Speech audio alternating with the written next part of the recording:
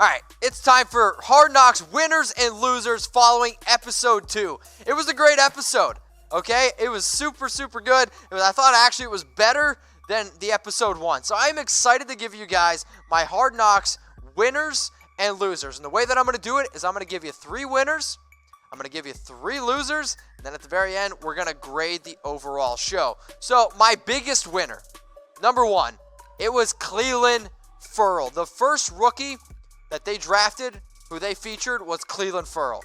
And like the Hard Knocks people in the background are like, there's a reason why they drafted Clelin Ferrell, number 4 overall in the NFL draft, because he can do it all.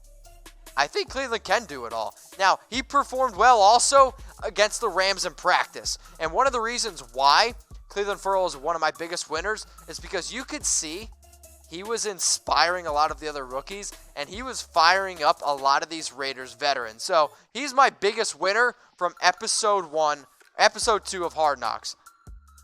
Now, he also had a tackle for a loss in the game against the Rams, and by far, I think on this episode, episode 2, was the most featured rookie. Clelin Ferrell is a very fun and exciting player out of Clemson. He had the 51 tackles last year. 11.5 sacks at Clemson, 18.5 tackles for a loss, with 3 forced fumbles. That's great and all. But Clelin Ferrell showed up when it mattered the most against Alabama. Clelin Ferrell is a freaking baller. I know I kind of gave him a little bit of a low grade regarding Clelin Ferrell when the Raiders drafted him. But from what I've seen on Hard Knocks, from what I've seen in the preseason, from what I've seen in all practices and reports, Clelin Ferrell is going to be an every down defensive end for the Raiders, and this is the type of player that can really, really change and set a tone for your defense. You want to make a change on defense? You want to set a different tone for your team? You go out, you get a player like Clelin Ferrell from Clemson, because Clemson's doing all the right things right now. And I'm very, very excited to see what Clelin does, and I'm also excited to see how many sacks this kid gets, because the Raiders had only 13 last year, and I'd be willing, actually I don't even know if I should say that. I was almost going to say I'd shave my head if the Raiders don't have 13 sacks this year. I'm not going to get into that because I just saw Tom. If you guys haven't seen Tom, he dyed his hair red because of a whole nother Kyler Murray thing. But I'm going off on a tangent. How many sacks for Clelin Ferrell this season? Comment below. Let's see what you guys have to say. Raiders Life says 10. I appreciate it. Keep those comments flowing in here. All right. Now, I want you guys to subscribe to the Oakland Raiders Report. We hit 20K, and I greatly, greatly appreciate it. Like, I was able to call my dad. He's like, you still got a job? I was like, I do, Dad. We're still doing this thing. I appreciate the nation. I love you guys. I love everyone who's watching. So, Gilbert, Carlos, Michael, Lynn, Sante, Rudy, Tedford, Julius, I appreciate all you guys watching. And for everyone who is watching, continue to spread my show. YouTube.com/Raiders Report. Take that link, send it to a friend, tell them to click the big red subscribe button. And if they're colorblind, just tell them to hit that big gray subscribe button. Raider Nation, I love you. All right, let's go to the next player here who was a big winner. Johnathan Abram, 2 straight shows. He was featured a ton. And the reason why he's featured a ton is because he's got that fiery personality, which fits exactly what Hard Knocks is looking for. Also, I'm going to give him a winner because of the fact that Johnathan Abram's wife was showed, their daughter was shown. I like to see the family aspect of this, which is something I'm going to tip my cap to Hard Knocks about. They have shown Derek Carr's family. They've shown Antonio Brown's family. I like the whole family atmosphere of the nation because if there's one thing that I've learned from running this show, it's how amazing the nation actually is. So, again, a very, very heavily featured player on episode 2 of Hard Knocks. Also, he spoke with Charles Woodson. They're dapping each other up. It was a really, really cool moment. Woodson comes over to him. He's like, hey, man, you make sure that you rep that 24. And Johnathan Abram is soaking it all in. And he's like, yeah, man, there's no doubt I'm going to do that. Plus, he's playing tough. But you need to play tough because when you're on this team right now, there's a lot of depth. And I think Riley's a solid player. Eric Harris is a solid player. Joyner, if they need him to play free safety, he can. But out of all these faces on here, the one that's going to stick out, and if you could tell me right now the Raiders are going to be a top 10 defense this year, I'm going to say the reason that the Raiders are a top 10 defense is because of that rookie, number 24, Johnathan Abram, because he's going to be that real difference maker for the Raiders. So, Carl Joseph, Daryl Worley, Garyon Conley, are all definitely solid players there for the Oakland Raiders. But Johnathan Abram was a clear winner for me. And the fact that he was able to speak with Woodson, you could tell he was really trying to soak in what he was learning.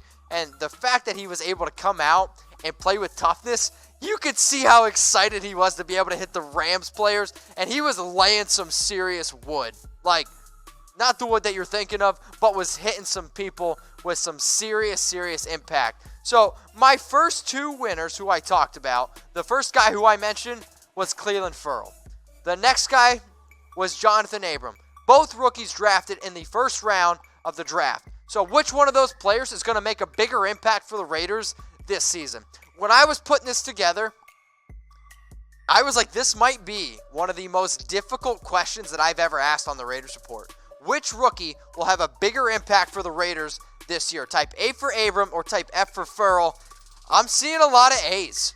A lot of A's from Julius, Raiders Life. Tedford says Clelin Ferrell. Daniel says A.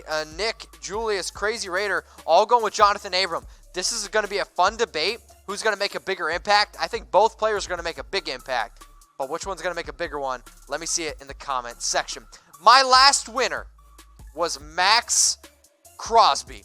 Now, they showed him breaking his hand. And we're sitting here putting the show together. Tad and I were like, oh my gosh, do we make Maxx Crosby a loser? Do we make him a winner? We weren't sure. And then this happened. Maxx Crosby breaks his hand. They take him into the locker room. He gets it looked at. The doctor's like, yeah, man, it's broken. And if you watch my show today, you'll know that all reports are that, yeah, the hand's broken. But the dude wraps up his hand and gets right back out there on the field and starts laying some wood. That's what I love, Max. That's the kind of shit that's going to turn this Raiders team around. A guy who wants to play. A guy who just really wants to get on the field and show that he is a tough mother Tomer and wants to get out there and tackle some people. I respect you, Maxx Crosby. I love the fact that the Raiders went out and drafted you, and you've shown out all offseason that you're athletic, that you want to be a Raider, and guess what, man? I am very excited that you're in silver and black. Also, what am I really excited about with Maxx Crosby? I mean, he had the production out of Eastern Michigan. Like, the numbers don't lie. Whatever Eastern Michigan asks Maxx Crosby to do, he did. Sure, it's not against the most high level of competition, but just because you don't play at an elite school, I'm going to throw out a player's name. Don't get mad at me. Khalil Mack, Buffalo, not the biggest name school.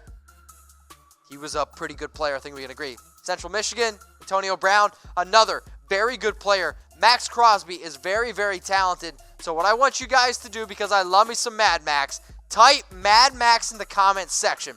Also, shout out to Maxx Crosby. The dude is a much better singer than Hunter Renfrow. They showed Maxx Crosby singing Buy You a Drink, and literally the entire Raiders team is sitting there bobbing to I'ma buy you a drink. It was great. Max, dude, I earned so much more respect from you from episode 2 of Hard Knocks. And if anybody wants to take a screenshot of this, tweet it at Maxx Crosby. I will 100% retweet it. In fact, if there's going to be a jersey that I want to get my hands on, it might be a Maxx Crosby jersey. And if you guys, okay, want a Maxx Crosby jersey, then this is what I need you to do. I need you to listen very closely. You ready? To get a Maxx Crosby jersey for $50, go to chatsports.com/Raiders. Use our promo code GORaiders for 100% deposit bonus. For anyone who signs up and deposits $50 on my bookie, okay? Chatsports.com/Raiders. Use that promo code GORaiders for 100% deposit bonus. So if you put down $50, okay, send me a screenshot of you doing it on my bookie, and I'm going to hook you up with a Raiders jersey. When you have winners like my bookie, that also means there's time to talk about the losers. This L is not an L for love. Shout out to one of my favorite movies, Dodgeball. The backup quarterbacks, man. Nathan Peterman and Mike Glennon, clear losers on this week's show. They first show Mike Glennon. He's out there in the huddle, and John is ripping him apart, saying, Mike, you need to be more of a leader. You need to be more of a veteran. Then Nathan Peterman comes out and trots his way out in the field, and he looked bad in training camp. John was so upset. John's like, dude, you're too nice. you got to have a little bit more of a mean bone in your body. And Nathan's kind of just like joking around, laughing a little bit, and he's like, Jon's serious. You got to get rid of the ball quicker, he keeps yelling at him. That's not going to work. Clear losers. And then they go, and then they show the game against the Rams. And at first, it was good, right? Mike Glennon doing some solid drives. But then 2 very, very bad interceptions. Sure, Nathan Peterman played pretty well in that game. But if there is one thing that I learned, that is if Mike Glennon has to at any point come out on that field, we might just want to pack it up and go for next year. Because Mike Glennon, to me, is an okay backup quarterback. He's not even close to Derek Carr. And you can tell that the Raiders, they don't really respect Mike Glennon or Nathan Peterman in the huddle. And Jon was literally yelling at Glennon and yelling at Peterman, basically saying that if you don't get those guys to respect you, how are they ever going to be confident that you can get the job done? How could you ever be confident enough in yourself to get the job done? Now, Mike Glennon he's got 6 wins, 16 losses his entire career, but a guy who has had a really bad career, oh boy, it's Nathan Peterman. I know, this might be uglier than Antonio Brown's feet. 548 yards, 3 touchdowns and 12 interceptions. Now, he started in 4 games, but those stats are from 8 games total. Nathan Peterman, Mike Glennon, fighting for that backup quarterback position. Now, here's the question I'm going to ask everyone, okay? Who's going to be the backup quarterback? Type P for Peterman, type G for Glennon. And if you don't want either of those quarterbacks to be the backup, give me a comment on who you think the Raiders can maybe go out and get. I posted on the community tab a little while ago about Colin Kaepernick. I've had a bunch of people ask me, like Raiders Life, literally as I say that perfect cue, says Kaepernick.